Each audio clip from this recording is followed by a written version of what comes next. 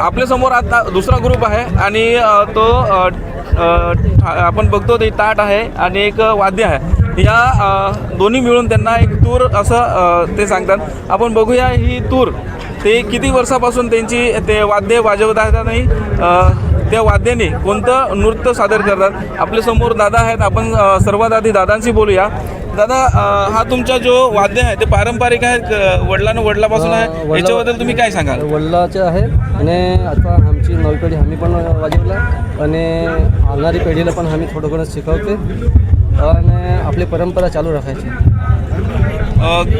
किती वर्षापासून तुम्ही याचेत आहेत? हे आम्ही वाजवला म्हणलं ना तर कम से कम 2012हून। मग आता तुम्ही हे जे वाद्य आहे ते नवीन मुलांना पण शिकवताय? आम्ही शिकवते, पण थोडा हे नवीन माणसं आहे ना थोडा शर्माते, पण तर आपल्याला आहे ना थोडं नजीक घेण्यात आलं। आपण बघू शकता इथं जे एक यंग मुलगीही आहे आणि त्या यंग मुलगी त्यांच्या जे तालावर आहेत, जे तूर आहेत ते नृत्य सादर करते। आपण बघू शकता ते नाव काय? प्रीती। या नाचामध्ये तू किती वर्षापासून नाचतेस? 4-5 वर्ष। 4-5 वर्षापासून। मग हा तुम्हाला नाच कोणी शिकवला? आमच्या वडिलापासून तुम्ही या नाचात। मग आता तुम्ही पण तुमच्या लहान मुलांना तुम्ही शिकवणार?